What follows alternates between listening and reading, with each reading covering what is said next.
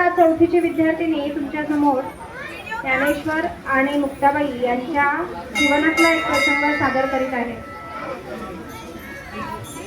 आज ज्ञानदादा भिक्षेचे घोळ घेऊन गावात गेले, पण त्यांना भिक्षेऐवजी वेडेवाकडे बोल ऐकावे लागले.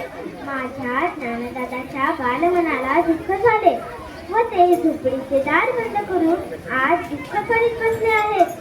चिंता क्रोध मागे सारा ताटी उघडा ज्ञानेश्वरा, योगी पावन मनाचा काही अपराध जनाचा, ताटी उघडा ज्ञानेश्वरा.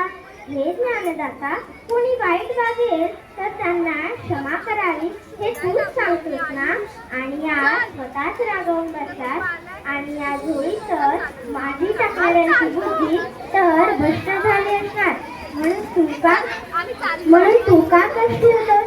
अरे शेत उठतं त्याचे तण असायचे, किडे फुटतात त्याचे काटे फुटायचे असे रे काय दादा. सारं जग जरी सारखं डाव झालं तरी संतांनी पाण्यासारखं शीतल असायला. अरे या उर्मट लोकांसाठी साऱ्या जगावर बसायचं तुम्हा संत मंडळी ना तर खूप मोठी जबाबदारी आहे. तुम्ही अवघ्या विश्वाला चारायला हवं हे मी सांगायला हवं का ज्ञानदादा? दमले रे मी ज्ञानदादा, पाय दुखले माझे. तुला तुझ्या बहिणीवर दया नाही येत का?